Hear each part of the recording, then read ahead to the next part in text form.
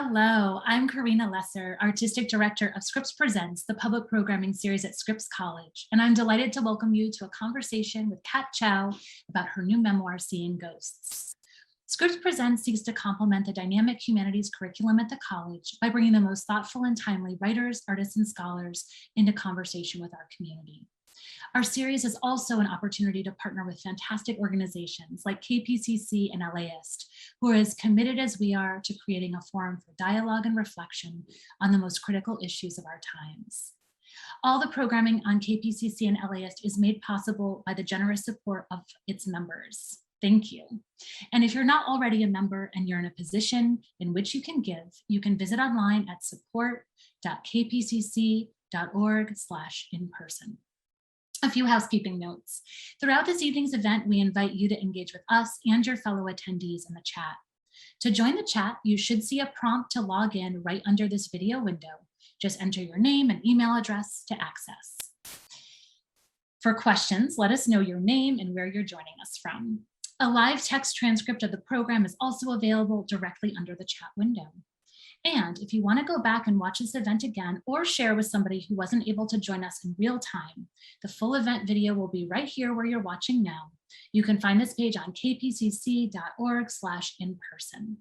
Finally, if you haven't already gotten your copy of Kat's book, you can do so at our partner bookstore, Skylight Books. And now I'm delighted to turn things over to KPCC LAist Asian American Communities Correspondent, Josie Huang. Josie. Thanks, Karina. Hi, everybody. I am so excited today to be able to welcome Kat Chow, who I've always admired her writing for so long, since her days at NPR and all her magazine pieces since. And it's been really an honor and to read her book and be able to speak with her about her book debut. Everybody say hi to Kat. Hi all. So Kat, after reading Seeing Ghosts, I gotta say thank you so much for telling the story of your family, this deeply personal story, and the loss of your mom to cancer when you were just 13 and how that's shaped your life.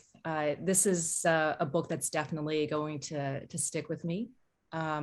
I related a lot to it. And I know many of the folks with us today have already read the book, but for those who haven't, it's the kind of read that will just grip you because, I mean, the very beautiful writing, but also Kat's very direct, wry voice. And I suspect you'll recognize some aspects of your family, recognize your dad or mom or yourself and some of the people in Kat's book. I know I did. At the same time that it's this very intimate, personal story, this memoir, it also felt very sprawling, in some ways epic to me in that it spans generations and crisscrosses the world. And I got a really good sense of place throughout the book, Kat, as you moved around Hartford, Connecticut, where you grew up, to Guangzhou, where your family has its origins, to Cuba, where your paternal grandfather lived and died. And, there's racial history interwoven seamlessly into the story of your family that I, as a reader, didn't really realize that I was learning something new. And Kat, throughout your book, I also noticed that you reference the works of other writers like Ken Liu and Diana Coy Nguyen. And yes. We talked about how it'd be great for you to kick things off by reading the part of your book where you talk about how Nguyen's collection of poems helped to inform your own understanding of grief. So would you mind doing that for us? Yeah, absolutely. And I loved Diana Coy Nguyen's poems and her collection Ghost of in particular, and found it was so resonant. And so the section that I'm going to read tonight from Seeing Ghosts talks a little bit about that. When I consider the ways images can wrench our grief to the surface, I think of Diana Coy Nguyen's poems, which are wrapped around photos of her family in her collection Ghost of. The book is dedicated to her siblings, including her brother who committed suicide. He is cut from every photo. Nguyen plays with these memories. She cocoons him with her grief and her memories of him. She inhabits the negative space with her despair. Why should we mourn? Isn't this the history we want, one in which we survive? The first time I read her poems, I assumed that she sliced her brother out of the photos herself. I thought she didn't want outsiders to be privy to his body. No.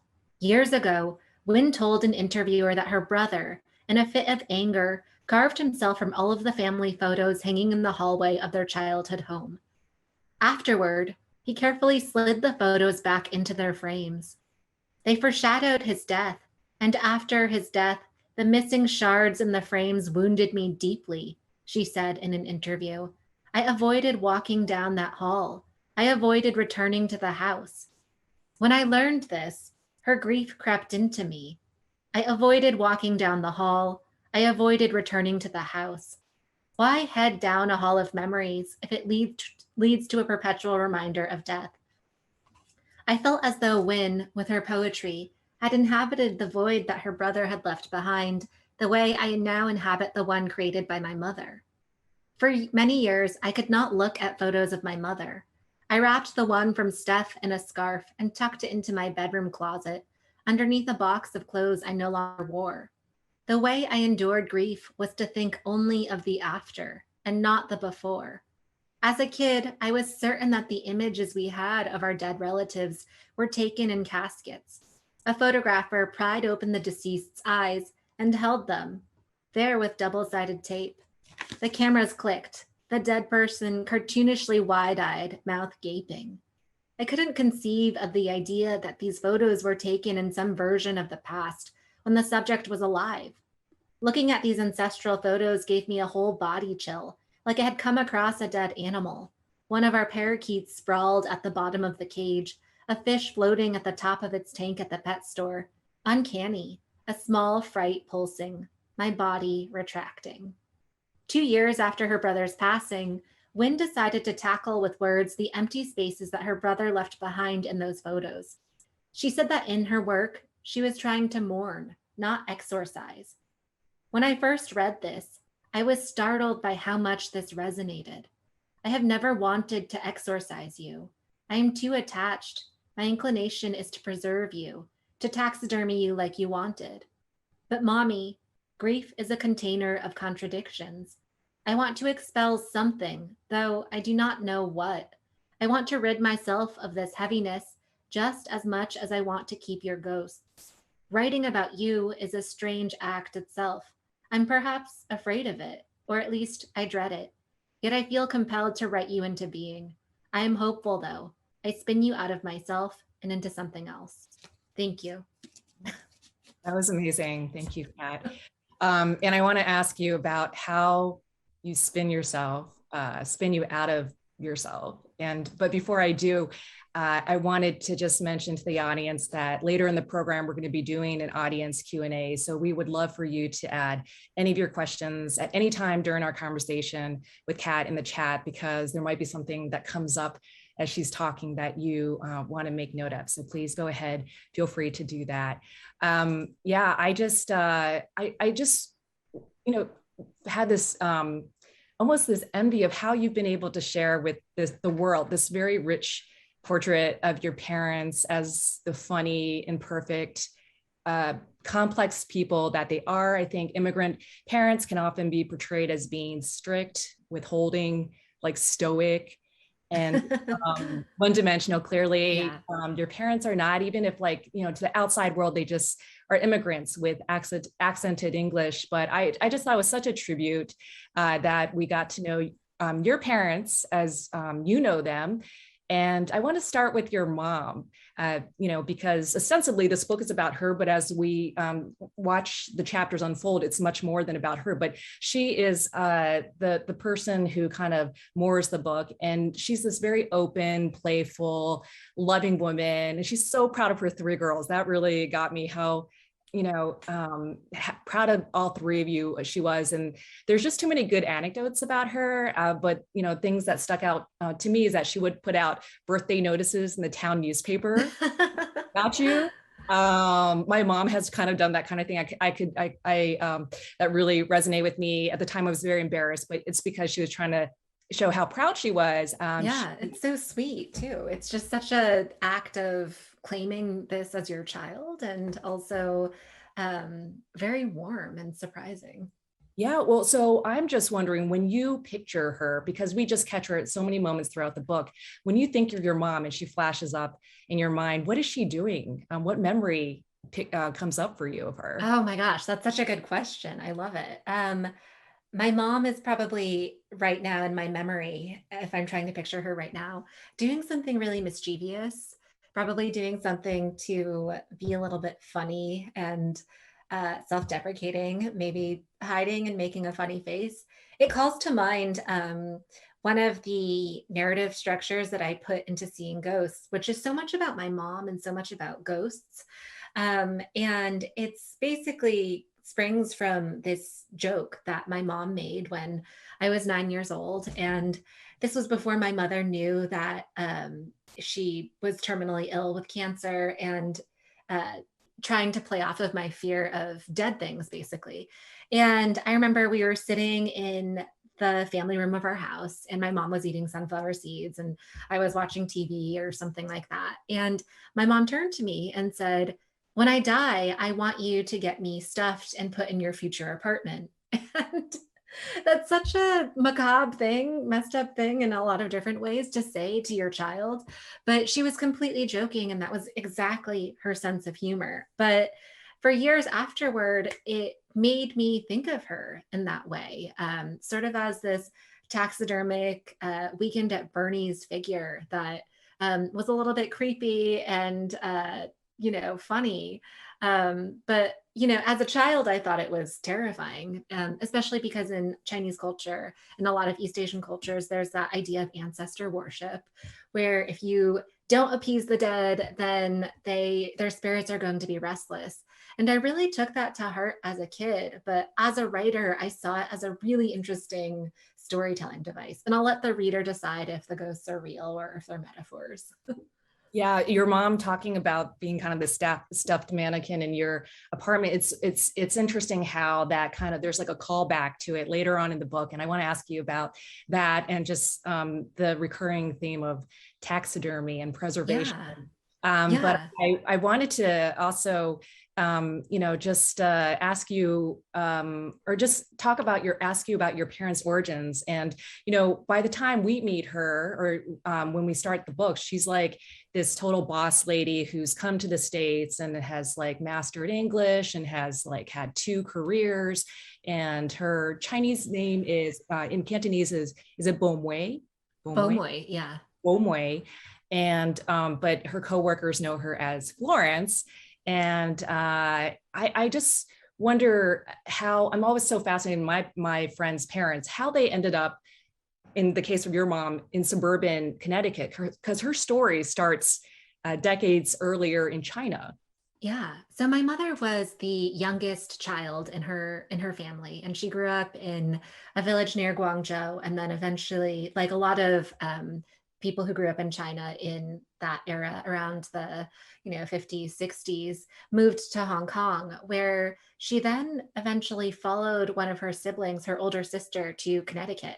Her sister was getting married to another person from China who had settled and made a life in America with his family. And basically, my grandfather's idea was that my Yima, my aunt, would essentially slowly bring over the rest of the family. And so that's how they wound up in Bridgeport, Connecticut, where my mother convinced her dad to let her go to college. And he insisted that she study to be a phlebotomist because that was a sciencey job. And he'd always wanted to be a doctor, but because of the political climate in China, had never really been able to get that level of education. And, my mother wound up working her way from one career, as you mentioned, to another, and always instilled in my sisters and me this sort of really defined idea of success, which I think a lot of children of immigrants, hear a lot about, where you have to achieve. But I think that came from a lot of family pressure and a lot of pressure from her parents that she just needed to prove to them that she could make it on her own without their help. And that she also had to deal with comparisons of her three daughters to her brother's sons Yes. by their father. But she was just thought you guys were the most adorable, smartest, and put together young women. And that was amazing. And you had her as a role model. And your dad was also very accomplished. He went to MIT. And what I thought was interesting about how they met is that a lot of immigrant parents, they meet in the home country, old country, and they immigrate together. But your parents actually met at a swap meet in, I think it was Manchester, Connecticut. Oh, swap meet. Is that what they call it? it? Not a swap meet. I'm sorry, a tag sale. Oh, I was like, well, because I know that they're called different things in different parts of the country. I was like, oh my gosh, wow, LA. Tag sale. Yes, a tag sale in Manchester, Connecticut. And my father was there because a friend was leaving town and trying to sell his stuff. And my mother was there because a mutual friend had said, hey, maybe you should come. And it was interesting because, we're, as children, I think children are often very curious about their parents' origin stories, how they got together, what is the mythology behind our family, what drew our parents together, and why did this happen? And so as a kid, I was always really interested in this story, and I loved hearing my mom tell it because, it was so interesting. Just we met so serendipitously at a tag sale. And I'd never really heard my dad tell his side of the story. And so it was really interesting because when I was reporting out this book, it required so many interviews of my sisters, my father, other family members, because I just, couldn't talk to my mom. I couldn't interview her. And she was just this uncertain and unknown entity. And so I remember asking my dad all of these questions like, what do you remember about her? And he would say, I don't know. I don't remember. And I'd say, do you remember why you were there? And he'd say, I don't know, I don't remember. And it just became this big theme where I would ask, like, what drew you to her? Who spoke to who first? Do you remember what you even said, if you were introduced or if you just noticed her? And I kept getting back, I don't know, as an answer. And it was so striking because was it to me, as somebody who's always seen this distance between my father and me, was this because, he didn't want to share or he simply couldn't remember? And so that line of questioning becomes this narrative in the book where I thought it was really important to have that included, the process, and to show how sometimes the answers that we receive are in what's not spoken. Mm-hmm. And Kat, I know you first and foremost as a reporter, and I know you must have had some tough interview subjects, but your dad, oh my gosh, come on. He is a tough nut to crack. And as you said, you would just you were very persistent in your questioning. I could tell from your retelling of it, but really maybe there is no one else who can better shut down an interview than a parent. And just like, you don't respect me, you don't know, you don't understand. And so many times he was evasive or vague. And I feel like a lot of what I was able to learn about him in your book is how the world interacted with him, or how he, or vice versa, and your very acute observations of that.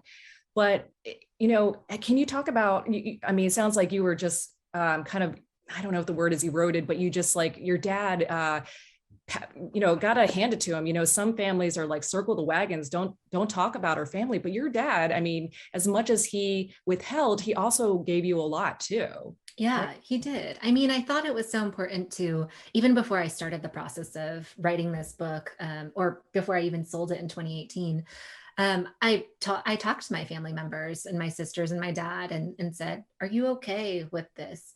And they said yes. And I hope that they understood what this process would entail, but they became really pivotal parts of writing this book. I mean, and it wasn't always easy having to interview them. And I'm sure it wasn't easy for them having to answer these questions over and over and over again.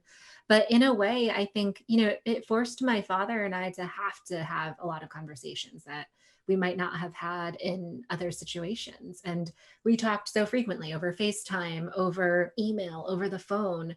And I had the chance to ask him all of these difficult questions. Yeah, I mean, after your mother died, you and your dad actually had so much time together, but it seemed like during your high school years when you were, grappling with your mom's absence, that sometimes everything you wanted to do was just to get away from the house. And it sounds like this project, this book, actually, got you to know your dad or got closer to him, would you say? I think that in the act of writing about someone, especially, my agent described this book as almost like this secret long profile of my father, where you think it's about my mother, but so much of it is about my father, and how complicated he is. And I mean, I don't know if it brought me closer to him, if that's the word I would use, but I think it made me really have to understand him and try and think about the world from his point of view in order to tell him with depth and with context, and to sort of illuminate the circumstances of his life that I didn't have answers to as a kid. Yeah, we've been talking about how humorous and funny your mom and Rye, your mom is. And I assume, and I think you also gathered that you got a lot of your personality from her and her just, she likes awkward situations, macabre sense of humor. But I also think your dad is funny as well. And just that came out kind of in unexpected times, like when you guys were fixing, I think, some food for a neighbor whose family had deceased, and there were some insects or something that had fallen into the ingredients. Am I getting this right? Yes, no, that's completely right. Yeah. And that he made a joke about, well, that's protein. And I thought, okay, that's true. A lot of people do eat that for protein. But, you were a few minutes ago, you were talking about how we are always trying to learn more about our parents because we see them, their interactions are always with us in it. Our memories are with us in it. And, you talk about your parents' marriage, and you seem to try to investigate it in the book, but it seems like at times you're a little mystified by their relationship. I mean, they're so different in personalities. Your dad was moodier, more restless, and your mom was so open and effervescent. And has it actually kind of helped to inform how you understand relationships and how people coexist? Oh, that's interesting. I mean, I think in the process of reporting out this book, I would find documents, I would find like letters from my parents to each other, or cards that were so sweet. And it was unearthing these artifacts that really, gave depth to the life that they had built together. Where one thing that I go into a lot in the book is how my father holds on to everything. And he tends to hoard belongings. And that in a way was a really strangely surprising, helpful thing for a journalist and a memoirist, because our house was full of so many artifacts of my mother and the leftovers of her relationship with us that I think showed so much of what she was like as a mother, but also my father's, in a way, his preservation of her by not wanting to get rid of a lot of that. And it taught me a lot about how the ways we hold on to memories and the ways that we hold on to people are so unique to each of us. But it just taught me so much, writing this book in general, about the ways, the people we love are always with us in some degrees, and our relationships with them continue even when they're not here with us. Not to get too existential, but that's truly what this book taught me, and I found it really beautiful. This book also had a lot of striking parallels, and that came out about your life and your parents' life. And just one thing I wondered, if this drew your parents together, was that both of them actually lost a parent very young in life, and this was repeated in your own life and in your sister's lives. Such a poignant connection that you all had. And I wondered, were you still pretty young when you realized this? I also noticed that you have two older sisters, Steph, and is it Caroline or Carolyn? Caroline, yeah. Who stepped in to mother you, albeit from afar, the way your mother's older sister did, and had to step into that role.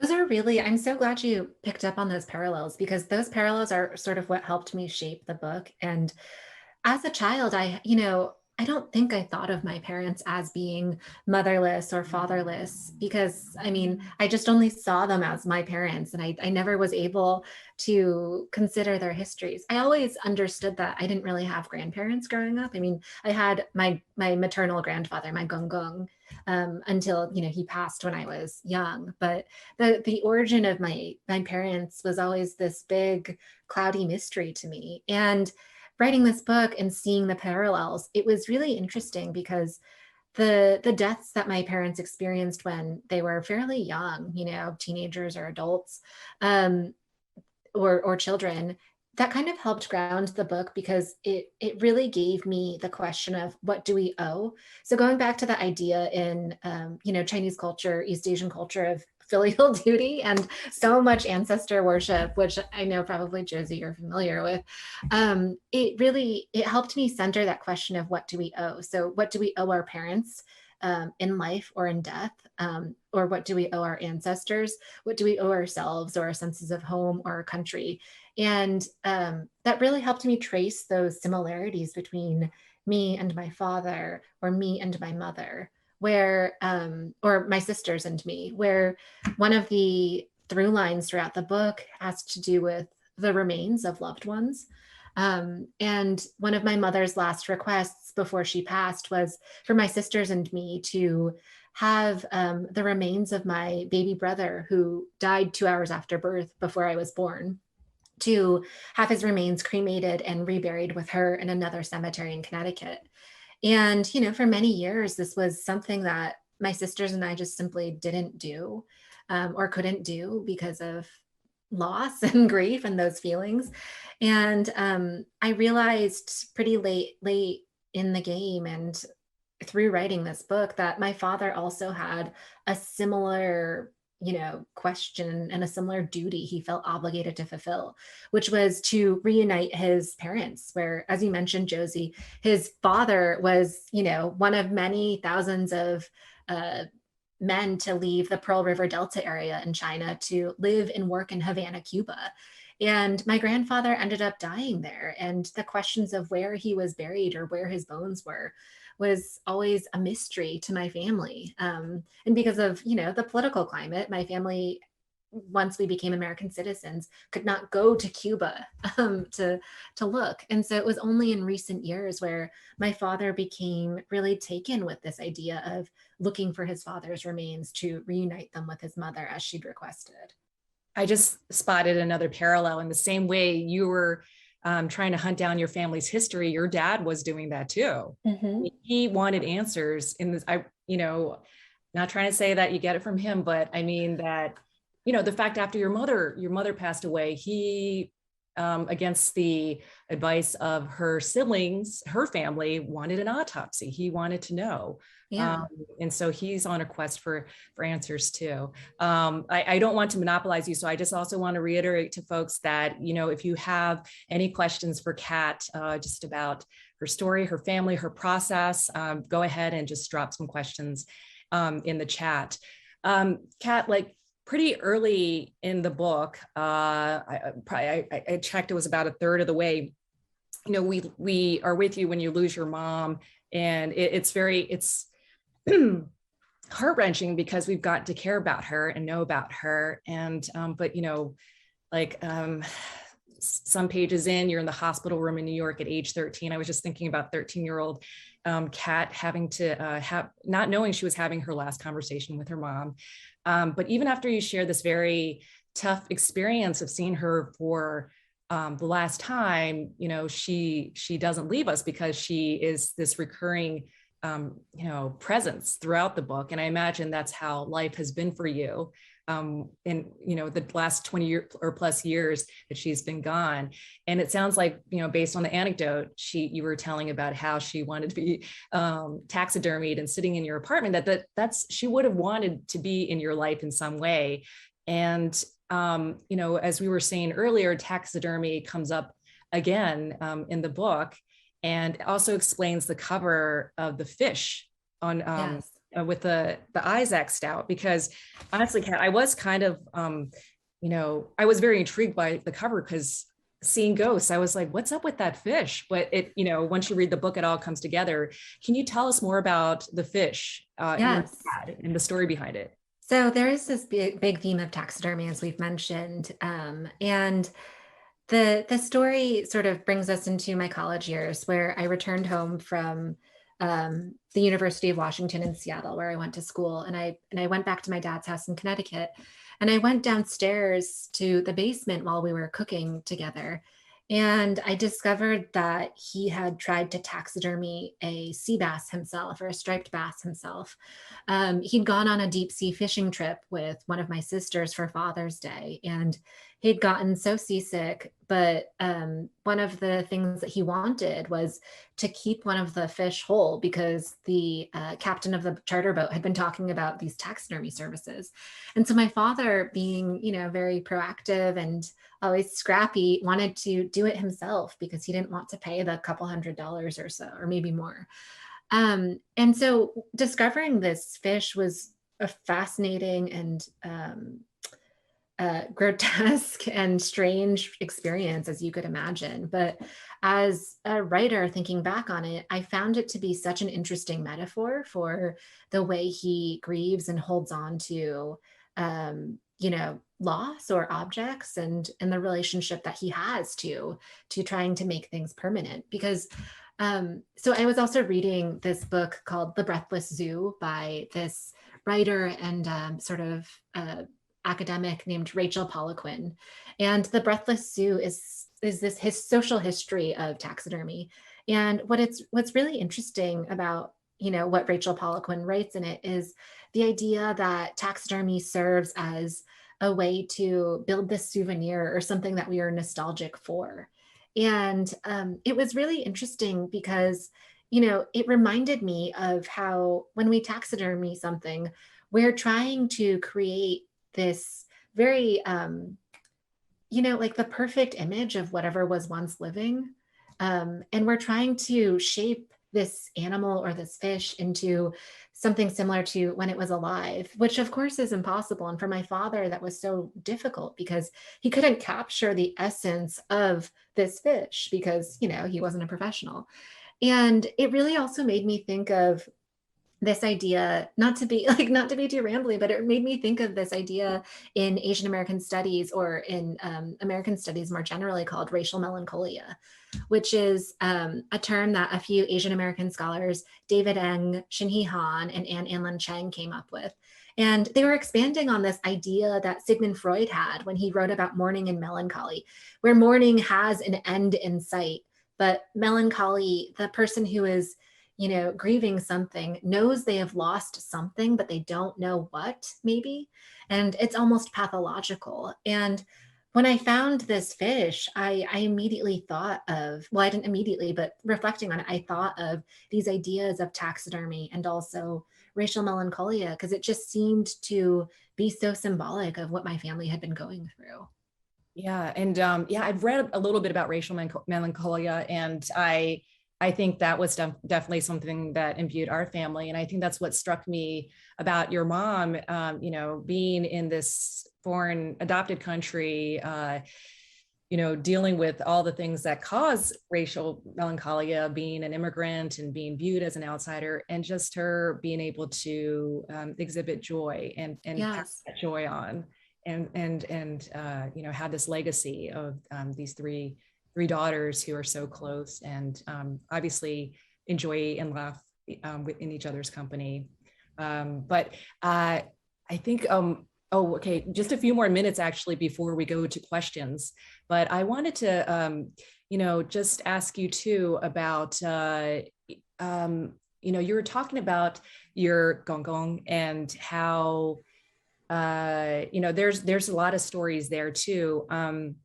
And as difficult as it was sometimes to get the stories out of your dad, it was sometimes even harder to learn about what had happened in China generations earlier.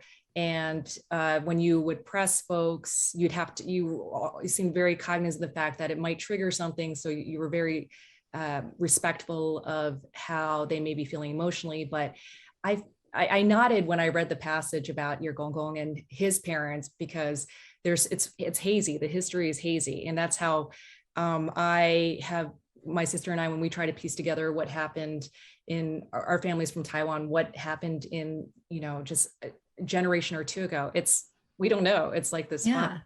And I don't know, it's just this feeling that, how do you feel about that? Not ever really being able to know. It's almost the ineffable, like what happened. Completely. Before. Yeah. I think so. One way I tried to write about it was describing how the stories that my family would tell about my gong gong, or, their family back in China, would always be told in this passive voice, where things were happening to them, where, they were never sort of the active participants, where it seemed as though events were falling out of the sky, and they had, very little agency, or they would never say that, for example, the communists pushed us out. It was always like, we were made to leave our home. And so it really taught me to have to read between the lines and also keep pushing for these questions. And I will share something, which is, one of the people who I write about interviewing is my kofu, one of my uncles, my mother's brother, who he was a helpful, participant in this story, and revealed some emotional things. But the point of the story is that actually last year, while I was writing this book, he actually passed away suddenly. And it was really hard to reconcile that as I was writing this book, but also as I was speaking to his sons about, just our family in general. And we were all mourning together. One of them revealed that while he had been going through his father's stuff, my kofu's stuff, he discovered the presence of another potential, that my grandfather had another sibling that no one had talked about. And it was so fascinating to me how I'd never known this growing up. And it was only through looking through records after somebody had passed that we'd been able to discover that my grandfather had a sister that had been excommunicated by the family because she was a communist. And so that was really interesting. And not being able to ask my mother questions about this was hard. And asking other people about it also proved difficult too.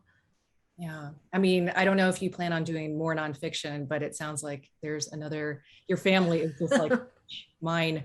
Both your parents are fluent, we're fluent in English, and some Cantonese, but do you think that your experience on this journey, digging into your family's past and just your relation and delving into your relationships, would that have been any different if, you spoke the native tongue of, Cantonese? Oh my gosh, yeah, absolutely. I think that not being able to build up the ease with certain relatives and have, the language to ask a very nuanced question and to convey it with emotion and to convey it with sort of subtlety, because oftentimes in interviews, so much of the most wonderful essence of what you get is not always by asking a direct question, but just by making a conversation happen.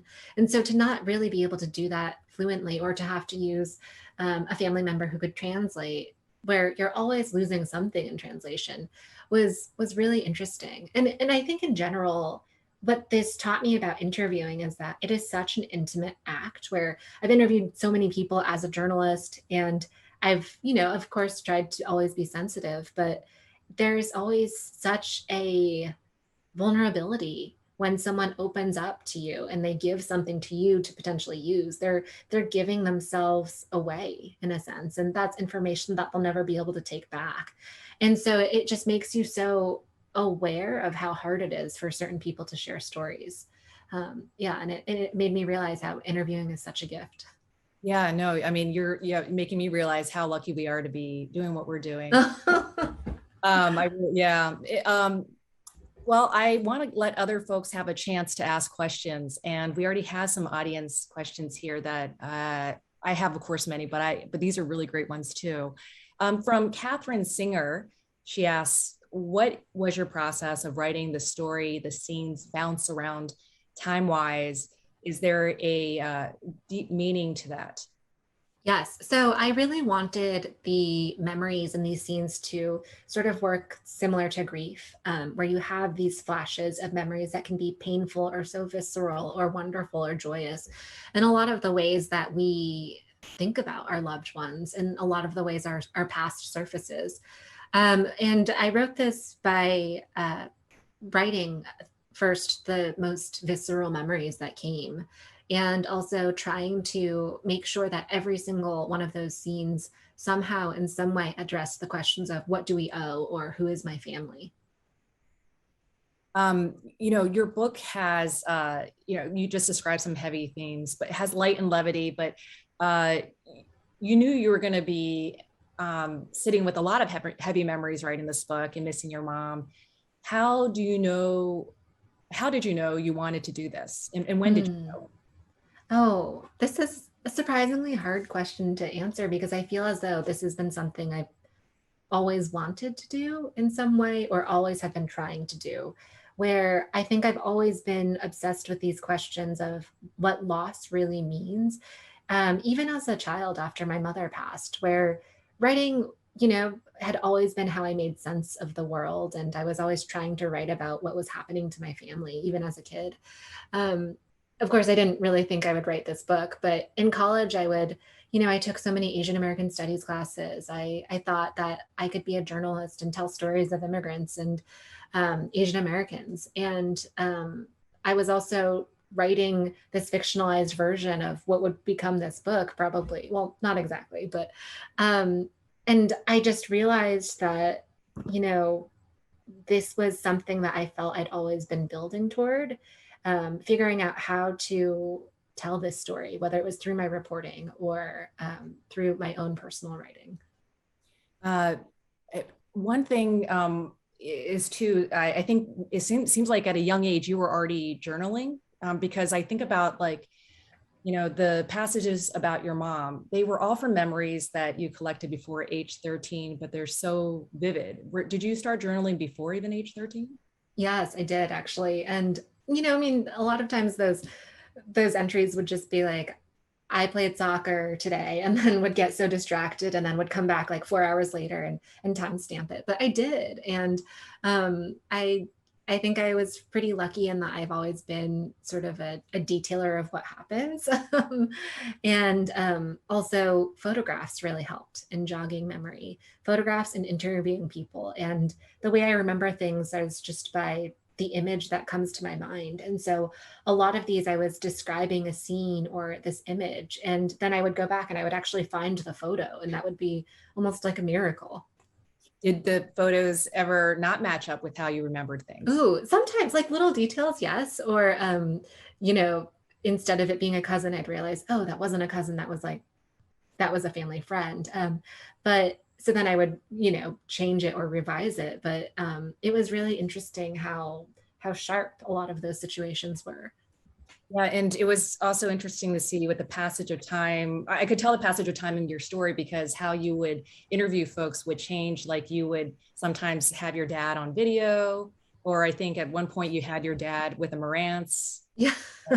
Was when you were probably working for a public radio station by that point, or NPR. Yeah, exactly. Oh, good detail to pick up on. Great reader of your book. So another question from another audience member, Becca Stumi said she had a very emotional response to this book as a reader. So I imagine it was quite an intense process for Kat.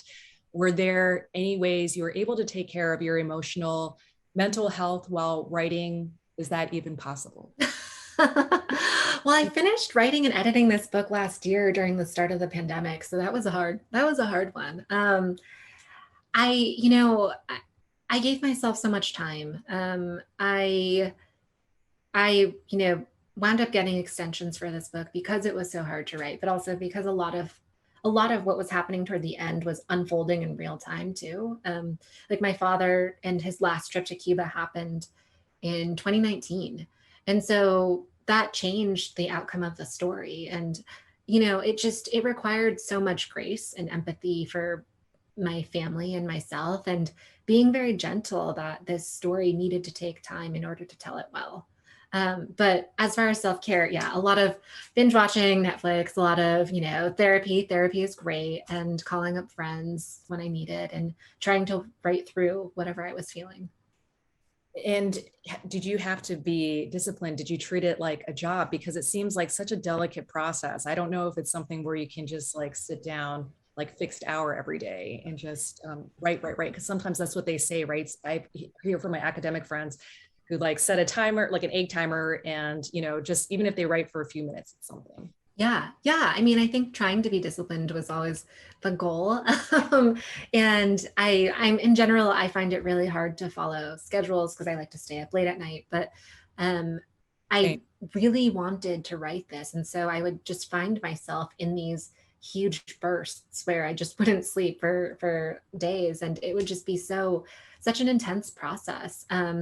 And then just making sure that I was trying to write every single day, or at least 4 days a week or 5 days a week, and devoting certain days to research, or just devoting certain days to letting myself take really long walks to process what was happening in the world or what I had just written about was also really important.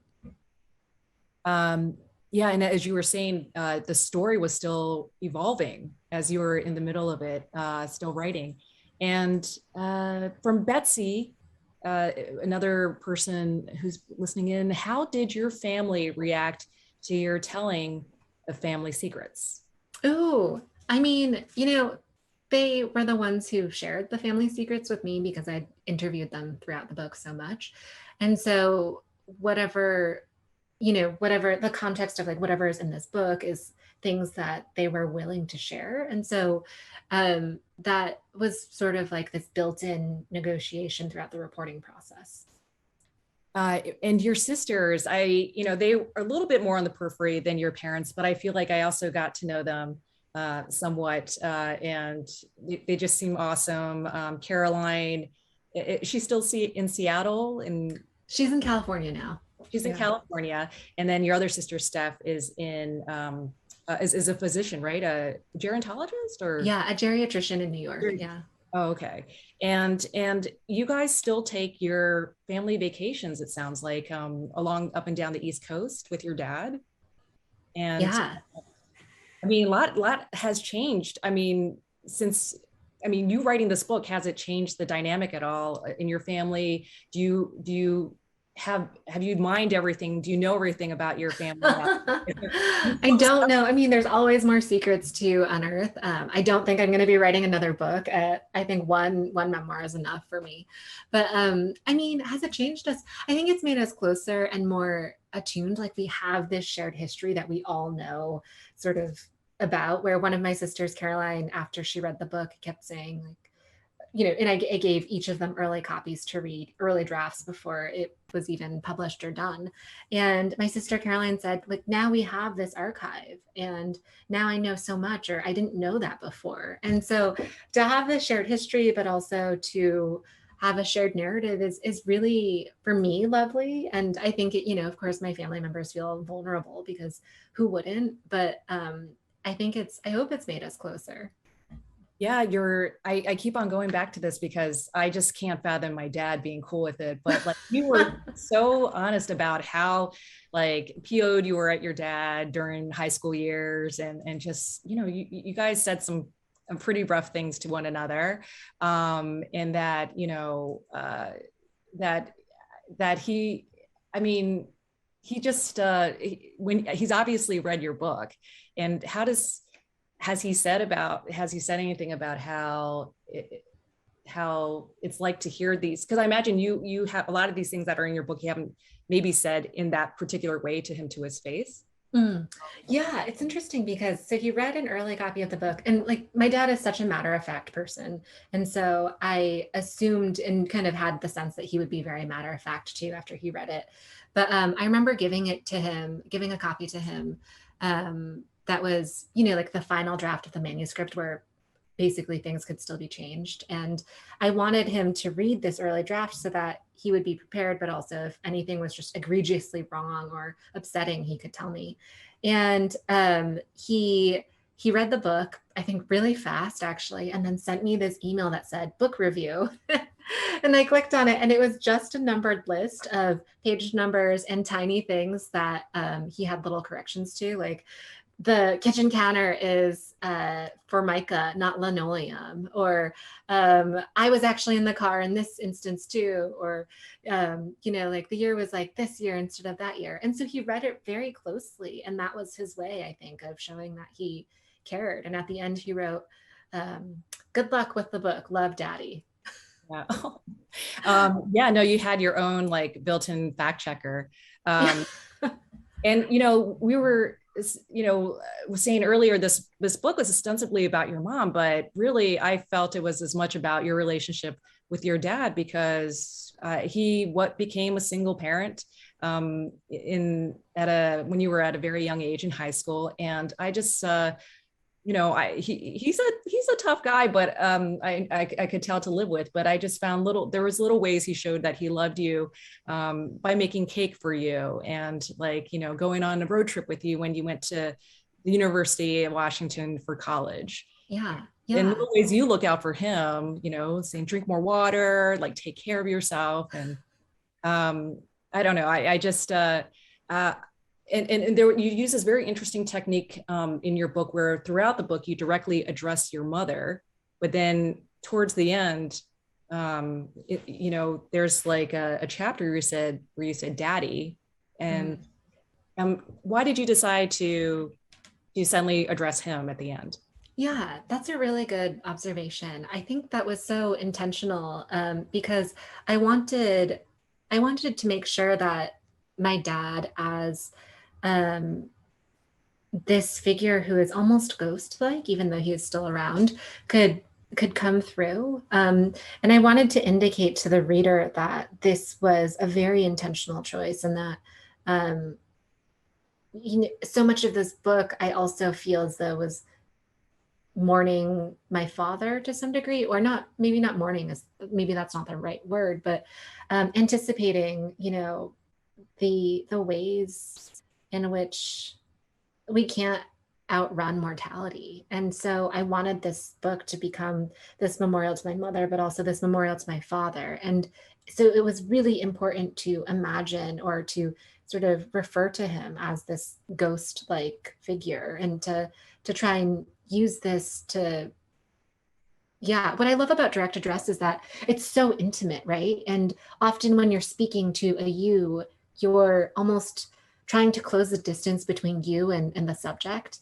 And I really wanted to do that with this book. Yeah. This book was so much about your family, but as I was saying earlier, there was, I think the best memoirs are the ones that also make you think about your own family and how you relate to one another. And I know your book's been out for a few weeks now, and I imagine you've gotten quite a bit of response from readers who may have not lost their mothers, but maybe dealing with other things in their families. I mean, sometimes it's not death that affects a relationship with the parent. There could be divorce, disease, and I'm wondering, what kind of feedback have you heard back from people so far? I love when people have really noticed the tiny details. I got a really lovely note from a reader who felt so seen by the use of Cantonese in the book, but also one of the references, which was, there's a line somewhere about how most people who have Asian mothers know that cut fruit means love. And just that tiny sentence, I think, really resonated. And it was just so meaningful to have a reader who understood that reference, and it hit home for them in such a specific way. And it was really visceral. And it's been really meaningful too for people who, don't share a similar cultural experience, to see themselves in it, or to love the ways in which the memories surface about their own, family. And that's been really lovely as a writer.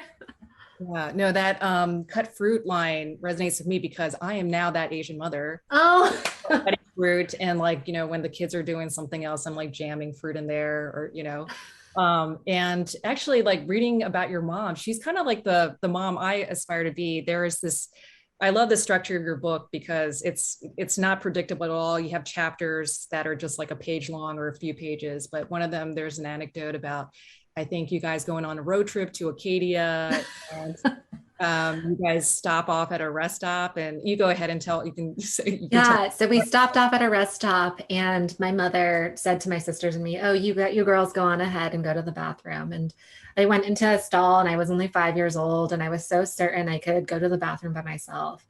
And little did we know that our mom had snuck into the bathroom with us, and she had chosen the stall right next to mine. And while I was using the toilet, she reached under the stall and grabbed my leg. So yeah, she was always trying to pull pranks on us children. And of course, that was terrifying as a child, but that was completely her sense of humor. Yeah, no, it was funny because like I think you looked reproachfully at her, and she was like, "Sorry," but that's the kind of mom I aspire to be. To terrify your children. Yeah, to terrorize children and have them remember me as being like a total goofball. But on that note about your mom, I just wanted to just thank you for doing this chat with us, and thank everyone who's been on this call. For folks who haven't gotten a copy of Kat's book, you can do so at our partner bookstore, Skylight Books. And I don't know, Kat, do you have anything else you want to say? Or No, thank you so much, Josie. I love the reporting that you do for KPCC and LAist. It's just so important, and the way you cover Asian Americans is so nuanced. And so I've really appreciated getting to share that with you here. Thank you so much. I feel that way about, I mean, nuance is how I would describe your work as well. Thank you so much. Thank you also to Scripps and KPCC, LAist. Thank you everybody for joining us tonight. Have a good evening, be safe, be happy. Thank you all.